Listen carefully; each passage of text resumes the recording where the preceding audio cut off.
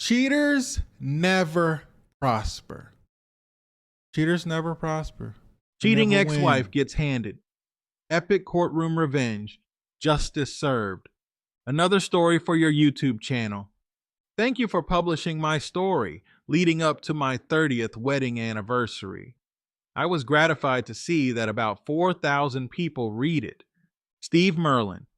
I've enclosed another story. I destroyed my cheating wife on the witness stand. I was sweating as I started my opening argument. Was I nervous? Hell no, I was scared to death. I was facing 5 years in prison for assault and battery if I messed up defending myself in my criminal trial. Ladies and gentlemen of the jury, I'm Hank Sintak. I'm a 50-year-old blue-collar car mechanic who is struggling to continue working because I have arthritis. I learned that my wife's company was having a Christmas party when a coworker of hers asked if I was going. My wife had said nothing about the party, so I thought I would just surprise her. Well, she wasn't the one in for a surprise. My wife is 40 years old and has a PhD in psychology, which I might add I paid for, and her boyfriend is 30. I'm not a lawyer. My only legal education has been watching the TV show Law and Order for 25 years. I'm representing myself because I can't afford a lawyer. In 20 years, I had saved $87,000 in our joint bank account. That money was to send my 2 high school student daughters, Michelle and Stephanie, to college. I walked into the party and I pointed to Cody. He came up and ordered me to leave. He said he was now her boyfriend, and I was just a useless old man who had no place in her life as he towered over me. Then he bragged that he took all of my money for my daughters that was in my bank account. He told me he bought himself a Porsche with it. That's when I allegedly beat the tar out of him. Cody claims I broke his nose and knocked out 4 of his teeth. Now, if that is true, it may be against the laws of man, but you have to ask yourselves if it's against the laws of nature. I mean, if a young handsome jerk like that, I pointed to his face. Well, I guess formerly handsome jerk can go around seducing the wives of older men and stealing the money their husbands worked hard for without fear of reprisal, then no one's marriage is safe. So, if these allegations are true, I not only defended my marriage, but I defended all marriages everywhere, including the marriage of each of you jurors seated before me. One of the jurors, a man in his 60s, pointed to the lack of a wedding ring on his ring finger and winked at me. If just one juror refuses to vote guilty, then there is a hung jury and a mistrial. I felt like I had just guaranteed myself a hung jury at the worst. The prosecutor had anticipated my plan of attack and explained that we can't condone vigilante justice in a civilized society. This situation would be best left to the divorce courts. I knew that's not a place where a husband who is the victim of infidelity can receive justice. My brother's wife cheated on him, and the court rewarded her, the family home, and 10 years of alimony. Why do the courts basically encourage this despicable behavior? The prosecution called his witnesses. My wife testified that I beat the crap out of her work associate at the office Christmas party, but I never touched her. On cross-exam, I asked, "Who paid for your college degree?" She admitted that I did. "And who paid for your master's and PhD?" Again, she admitted that I did. "Who paid for your breast implants and nose job last year when you insisted on them?" She admitted that I did and began cheating on me within days. "How long were you intimate with your 10-year younger boy toy?" The judge sustained the DA objection.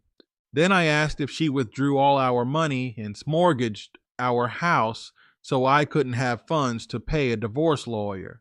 The assistant DA objected, saying it was 2 questions. She admitted to both individually. When I asked who forged my name on the loan documents, she pleaded the 5th Amendment. Then she admitted that her boyfriend bragged about this to me and laughed in my face 1 second before I allegedly beat him up. I asked how she intended to pay for our children's college education. She didn't answer. I asked if her boyfriend's desire for a Porsche was more important to her than our children's future. Our daughters, who were in the audience, stood up and yelled that she was a whoring thief, and they never again wanted to see her. The judge had them removed from the courtroom, but the effect on my wife was devastating. The effect on the jury was obvious and crucial to my case. The assistant DA objected. It was sustained, but the jury saw what they saw and heard what they heard. My next witness was my wife's office manager. She testified that my wife bragged about her young lover for 6 months to everyone in the office, claiming I was just a grease monkey, too stupid to ever figure it out. She said my wife made no effort to keep the affair secret and reveled in treating me like a fool. When her boy toy walked to the stand, I stood next to him. It was apparent that he towered above me. I was 5 feet 9 inches tall, and he was at least 6 feet 3 inches tall. I wanted the jury to see the height difference. I didn't pick a fight with someone half my size, but someone a lot bigger. He placed his left hand on the Bible. "Raise your left hand," I demanded. He struggled. When he did, I removed the gold Rolex watch from his wrist. "I wish to enter this into evidence. Your Honor, would you read the inscription on the back?" The judge removed her glasses and read out loud, "To our grandson, Hank Syntax." "When did you steal my watch?" "I didn't steal it," answered Cody. "Your wife gave it to me." "So, you're saying that my wife stole it?" "Well, I didn't, so give it back to me." The judge, a mature woman of 60 or so, handed it back to me and not Cody. Then I asked Cody how much money my wife gave him. He said he didn't know. I explained that I had the canceled checks. He admitted that she gave him over $125,000. "So I was working overtimes so my wife could pay you to be intimate with her." The assistant DA's objection was sustained. "And finally, how many other married women have you slept with?" "None," he answered, before the assistant DA's objection was sustained. "Your Honor, may I leave the courtroom for just a second to bring in some witnesses?" The judge agreed. I walked back into the courtroom with 3 women and 4 children. "I'm going to ask that question again. How many married women have you slept with?" "Asked and answered," shouted the assistant DA. "Your Honor, I'm asking the question again to prove that the witness is a filthy liar who committed perjury." The judge turned to me and said, "The correct term is that you wish to impeach the witness," as she overruled the assistant DA's objection. The women and their children left the courtroom. 5, he answered. "The families of how many children were destroyed because of you?" He was silent. "I know of at least 4 children who now live in broken homes because of you. Because of your repeated fun with married women, you lost 4 teeth and suffered 2 broken ribs. Do you think you'll try to seduce any more married women?" "Hell no," he quickly answered. "So all in all, this was a positive learning experience for you and prevented more broken homes and devastated children." I turned to the jury. I would call that a service to the community. The prosecutor called an emergency room doctor who testified to the damage I had inflicted on Boytoy. On cross-examination, I asked if he was married. He was. I asked that now he knew all the facts, did he have any sympathy for the victim? "None whatsoever," he replied. Then I called my surprise witness. I have to tell you that I felt like Perry Mason. His name was Eddie Cochran. He had contacted me after seeing my story on the evening news. The assistant DA spit out the water he was drinking at the prosecution table. He objected, saying that my witness's testimony was irrelevant. I asked how he could know that before he testified. The judge temporarily dismissed the jury while he heard Cochran's testimony. "Mr. Cochran, have you and the assistant DA ever met before today?" "Yes," he replied. 3 years ago, I was in an intimate relationship with his wife. He came to my house with 2 police officers, and they beat the hell out of me in front of him." "Did he say anything to you while they beat you?" Yeah, he said this is what wife-seducing assholes deserve. Did you press charges? I asked. Hell no. They threatened that if I did, they'd throw me in jail for 10 years on some trumped-up charges. The assistant DA again objected and claimed this testimony had no relevance to my trial. The judge nodded her head in agreement. Before the judge could sustain the objection, I said that the assistant DA has opened the door to this testimony when, in his opening argument, he claimed that vigilante justice had no place in our modern society. The judge thought for a moment and then overruled the objection, recalled the jury, and allowed my examination of Mr. Cochran into evidence. Fortunately, I had recalled DA Sam Waterston employs this trick on a Law and Order episode show filmed 20 years earlier. Who needs law school if you have reruns on cable? Then what happened? I asked. That night, his wife came to my apartment with a black eye and 2 broken ribs. She said he beat the shit out of her. Objection, hearsay, yelled the DA. Sustained, answered the judge. Now I was in the groove. Mr. Cochran, did you see a black eye on the assistant DA's wife when she came to your house? Yes, he answered. Did you take her to a hospital for her injuries? He nodded his head and said yes. Your witness, counselor, I spoke. No questions. The assistant DA replied. I tried to call my next witness, the DA's former wife, but the assistant DA asked if we could approach the bench. He didn't want her testimony on the record and agreed to drop all charges of assault and battery if I plead guilty to disturbing the peace and paid a $500 fine. I looked at the jury and refused his offer. No, I think the jury is on my side, and I want your record of domestic violence on the record. The judge left the bench for a few minutes and went into her chambers. She said we were taking a 30-minute recess. When court resumed, the assistant DA then told the judge that he would drop all charges against me. The judge refused. She wanted to hear the testimony. An older man entered the courtroom accompanied by a TV camera crew. The judge smiled at him, and the assistant DA almost swallowed his tongue. His ex-wife testified how he beat her up that night, and not for the first time. She brought hospital records with her. The judge listened intently.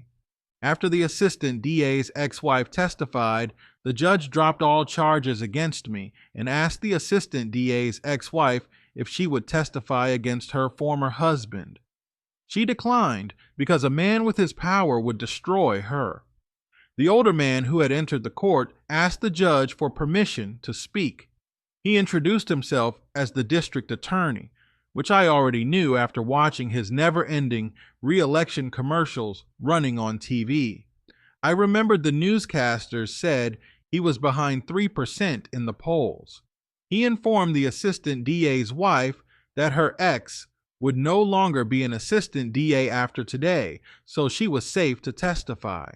He faced the TV camera with the forced sincerity that all politicians are born with, said, I will never condone wife beating or allow a wife beater to work in my office. Instead, his former office will prosecute him. Then the district attorney turned to my wife's boyfriend. You took the money this hard-working man earned for his daughter's college education and bought an expensive sports car with it. He turned to the TV camera with his face etched in anger. I advise you to title the Porsche over to Mr. Syntax today or face criminal investigation for theft and conversion. Mrs. Syntax, I suggest you hand over the mortgage proceeds to your husband today also, or I will have a handwriting analysis expert examine your husband's alleged signature on the loan documents in preparation to filing charges of forgery, bank fraud, and grand larceny against you. I realized that he was smart and used my criminal case to help him win his re-election. For once in my life, I had lucked out. I made a mental note to vote for him. Facing the TV camera, standing next to me, the district attorney said that his office was passionately interested in and only interested in justice. I knew I would see that statement in my face endlessly repeated in his TV ads, so I applauded him. The judge looked sternly at me. Today, you got a hall pass. The next time, you won't be so lucky. Your Honor, there will never be a next time, I said with my right hand. That week, my wife was fired from her job. She tried to reconcile with me, but I laughed in her face. Our children refused to ever again speak with her. 2 weeks later, the DA won re-election, and a week after that, I received an invitation to meet with him. He said I was the reason he was re-elected, and he was grateful. He said I was a better investigator than 90% of his staff. He offered me a job as an investigator in his office. I would first have to take and pass a 6-month course in criminal law and procedure at the local community college, but I would be on salary during that time. Since my arthritis was making my career as a mechanic almost impossible, I immediately said yes. I wish I knew you when my wife divorced me, he said with a wicked smile. Listen, I appreciate you sending in your other story. I appreciate it. Guys, if you want to send in stories, send it to truestorynation@gmail.com. Here, I'll put it on the screen. That's truestorynation@gmail.com. And the nerve for her to come crawling back wanting a second chance. Can you believe it? It's ridiculous. Guys, let me know what you think about this in the comments. I'll catch you guys at the next one.